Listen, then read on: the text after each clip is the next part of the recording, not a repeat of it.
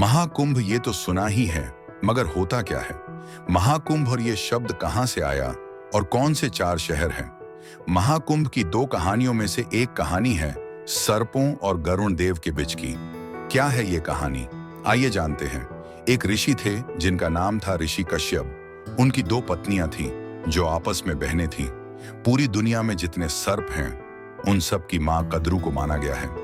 जब तक गरुण बाहर आया तब तक बिंता मां कद्रू और उसके 100 संतान सांपों की दासी हो चुकी थी। गरुण को यह देख के अच्छा नहीं लगा। गरुण गया और उन सब से पूछा कि मैं क्या करूं कि मेरी मां को तुम सब दासीत्व से मुक्त कर दो। इंद्रदेव, सूर्यदेव, जितने भी शक्तिशाली देव थे सब गरुण का रास्ता रोकने की कोशिश किए, मगर गरुण इतने शक्तिशाली थे कि एक एक करके उन्होंने सबको हरा दिया। समुद्र मंथन, जिसमें एक तरफ सारे देव खड़े थे और दूसरे तरफ सारे असुर और पर्वत को मथा जा रहा था। एक एक करके चीजें निकल रही थी। जब धनवंतरी के हाथ में अमृत कलश देखा गया तो असुर उसको धनवंतरी से छीनना चाहते थे और देवों को तो वो चाहिए ही था। आइए जानते हैं अब विस्तार में पूरी कहानी। महाकुंभ ये तो सुना ही है, मगर होता क्या है महाकुंभ? और ये शब्द कहां से आया? कुंभ का मतलब होता है कलश, घड़ा। महाकुंभ या महाकलश। सोचो कि कलश का साइज कितना बड़ा होगा। हर 12 साल में भारत के 4 अलग अलग शहरों में एक के बाद एक महाकुंभ का आयोजन होता है। और महाकुंभ इस पूरे देश में, पूरी पृथ्वी में हिंदुत्व का सबसे बड़ा पर्व। इतना बड़ा पर्व जितना ना पहले कभी हुआ है ना आगे कभी बन पाएगा। पर होता क्यों है महाकुंभ और कौन से 4 शहर? उज्जैन, हरिद्वार, नासिक और प्रयागराज। इन 4 शहरों में एक के बाद एक हर 12 साल में एक महाकुंभ होता है। महाकुंभ के पीछे 2 कमाल की कहानियां हैं। आज ये 2 कहानियां मैं आपको एक के बाद एक सुनाने वाला हूं, क्योंकि महाकुंभ फिर से आ चुका है। 13 जनवरी इस बार नंबर प्रयागराज का है और 13 जनवरी से महाकुंभ शुरू हो चुका है, जिसमें हर नागा साधु, हर अघोरी, हर महर्षि, हर बड़े मंदिर के संत महात्मा, हर ऋषि मुनि हिमालय में बसे और तपस्या करते हुए, हर मुनि और ऋषि हिंदुत्व को मानने वाला हर रक्षक वहां जमा होगा। महाकुंभ की 2 कहानियों में से एक कहानी है सर्पों और गरुण देव के बीच की। क्या है पहली कहानी? आइए जानते हैं। एक ऋषि थे जिनका नाम था ऋषि कश्यप। उनकी 2 पत्नियां थीं जो आपस में बहनें थीं। एक थी कद्रू और दूसरी थी बिंता। जब कद्रू ने ऋषि कश्यप से एक दिन एक वरदान मांगा कि मुझे 100 विषैले बच्चे चाहिए जो बहुत शक्तिशाली हो, ऋषि कश्यप ने तथास्तु कह दिया और कद्रू को मिले 100 अंडे। ये देख के विंता को लगा कि मुझे भी वरदान मिलना चाहिए। विंता ऋषि कश्यप के पास गई और कहा कि मुझे भी वरदान दीजिए। भले ही बच्चे कम दीजिए, मगर मेरे बच्चे कद्रू के बच्चों से ज्यादा शक्तिशाली होने चाहिए। ऋषि कश्यप ने कहा तथास्तु और विंता को मिले 2 बड़े अंडे। अब जो 100 अंडे थे वो एक एक करके धीरे धीरे फूटने लगे और उन अंडों में से बच्चे निकलने लगे।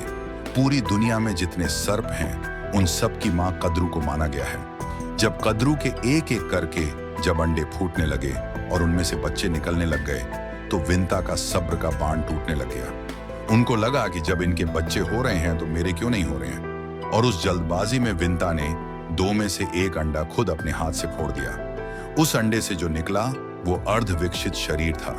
एक ऐसा शरीर जो ऊपर से कमर तक बना था, मगर कमर के नीचे तैयार होना बचा था। वो तुरंत हवा में उड़ा और नाराजगी से अपनी मां विंता से कहा कि ये गलती जो आपने मेरे साथ की वो दूसरे अंडे के साथ मत कीजिएगा। सब्र रखिए। और उड़ गया। आसमान में वो कहां गया इसका जिक्र आगे करेंगे। उससे पहले बात करेंगे जो बचा हुआ अंडा था उसका क्या हुआ। समय के साथ जब वो अंडा फूटा तो उसमें से पक्षी का चेहरा, बाज का चेहरा लेके एक इंसान पैदा हुआ जो उड़ सकता था और उसका नाम रखा गया गरुण। और उसका बड़ा भाई जो पहले निकल गया था आधे शरीर के साथ, उनका नाम पड़ा अरुण। और अरुण आज के समय में सूर्यदेव के सारथी हैं। जो सूर्य के 7 घोड़ों को चलाता है वो गरुण का भाई अरुण है।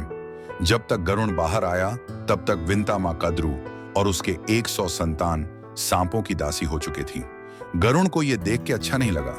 गरुण गया और उन सब से पूछा कि मैं क्या करूं कि मेरी मां को तुम लोग दासीत्व से मुक्त कर दो। और सब सांपों ने कहा कि वैकुंठ धाम से अमृत कलश लाके दे दो। कलश, कुंभ, घड़ा जिसमें अमृत रखा है उसको कहते हैं अमृत कलश। गरुड़ ने कहा, ठीक है, मैं कुछ भी करके वो कलश लाके तुम लोगों को दूंगा, जिसके बाद तुम लोग मेरी माँ को दासित्व से मुक्त कर दोगे। फिर गरुड़ उड़ के वैकुंठ धाम गए और वैकुंठ धाम से अमृत कलश उठा लिया।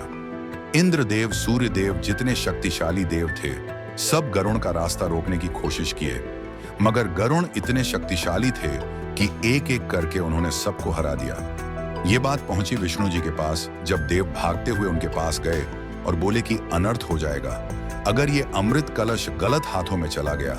पता नहीं कहां से एक बहुत ही शक्तिशाली प्राणी आया, जिसका चेहरा पक्षियों के जैसा है, शरीर इंसानों के जैसा है और साथ में है पंख जो उड़ता है, जो हम सब लोगों से ज्यादा शक्तिशाली है। रोकिए प्रभु। उसे फिर विष्णु जी युद्ध में उतरे और गरुड़ और विष्णु जी के बीच में युद्ध हुआ। इस पूरे युद्ध के बीच में विष्णु जी को यह समझ में आया कि गरुड़ के हाथ में अमृत कलश है, मगर गरुड़ उसको खोल के उस कलश से अमृत ग्रहण नहीं कर रहे हैं, सिर्फ हाथ में पकड़े हुए हैं। तब विष्णु जी उनसे पूछा कि इसे तुम क्यों चुरा रहे हो, इसे कहां ले जाना चाहते हो, और जब अमृत कलश तुम्हारे हाथ में है तो इसे पी क्यों नहीं लेते। तब गरुड़ ने पूरी बात विष्णु जी को बताई कि वो अपनी मां को दासित्व से मुक्त कराने के लिए ले जाना चाहते हैं। विष्णु जी ने कहा कि ठीक है, एक शर्त पे ये अमृत कलश ले जाने दूंगा। वो शर्त यह है कि अगर मैं तुमको अमृत कलश ले जाने देता हूं तो अमृत कलश को जमीन पे पहुंचाने के बाद तुम हमेशा के लिए मेरे वाहन बन जाओगे, मेरे साथ रहोगे। गरुड़ ने इस शर्त को मान लिया। जैसे ही गरुड़ उस अमृत कलश को ले जाके जमीन पे रखते हैं, वैसे ही विष्णु जी ने अपनी मायावी शक्तियों से उस कलश को वहां से गायब कर दिया। लेकिन क्योंकि वो अमृत कलश गरुड़ ले जाके रख चुके थे, सारे सर्पों और उनकी मां कद्रू के सामने तो उनका प्रण पूरा हो चुका था, जिसके कारण उनकी मां विंता को दासित्व से मुक्त कर दिया गया। दासित्व से विंता मुक्त हुई, लेकिन कलश और अमृत इन सबको नहीं मिल पाया।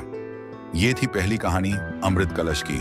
क्योंकि ये माना जाता है कि जब विष्णु और गरुड़ आपस में युद्ध कर रहे थे, तब उस कलश से अमृत की कुछ बूंदें पृथ्वी पर गिरी, और माना जाता है कि वो 4 जगह जहां अमृत के बूंद गिरे, वही वो 4 जगह है जहां आज महाकुंभ होता है: उज्जैन, हरिद्वार, नासिक और प्रयागराज। दूसरी कहानी जुड़ी हुई है समुद्र मंथन से। समुद्र मंथन जिसमें एक तरफ सारे देव खड़े थे और दूसरी तरफ सारे असुर खड़े थे, और कुर्म अवतार में विष्णु जी खुद कछुए के रूप में समुद्र के नीचे पर्वत को अपने ऊपर रखे हुए थे, और पर्वत को मथा जा रहा था। एक एक करके चीजें निकल रही थी, और निकलते निकलते अमृत कलश लेके निकले। धनवंतरी जब उनके के हाथ में अमृत कलश देखा गया तो असुर उसको धनवंतरी से छीनना चाहते थे, और देवों को तो वो चाहिए ही था। उस पूरे खींचाकशी में पूरे अमृत कलश को लेकर देवगण बचाने के लिए असुरों से जब इधर से उधर दौड़ते रहे, तो वो 12 दिन तक, और वो 12 दिन हमारे वाले 12 दिन नहीं, उनके वाले 12 दिन। इन 12 दिनों में 4 जगह उन्होंने विश्राम किया। वो 4 जगह फिर वही 4 जगह हैं जहां पे अमृत कलश को रखा गया था: उज्जैन, हरिद्वार, नासिक, प्रयागराज। तो ये 2 कहानियां हैं, और इसलिए क्योंकि उनके जो 12 दिनों का सफर था जिसमें 4 बार वे रुके थे, उस हिसाब से वो 4 दिन हर 12 साल में एक शहर में आते हैं। तो ये 2 कहानियां हैं अमृत कलश की, जिसके कारण होता है महाकुंभ। और आप जानते हैं कि महाकुंभ कब हो रहा है, अगली बार कहां हो रहा है, और उसका औचित्य क्या है, दूसरों को भी बताइए। इसको शेयर कीजिए, चैनल को सब्सक्राइब कीजिए, और खुद भी पहुंचिए महाकुंभ के दर्शन करने प्रयागराज में। धन्यवाद।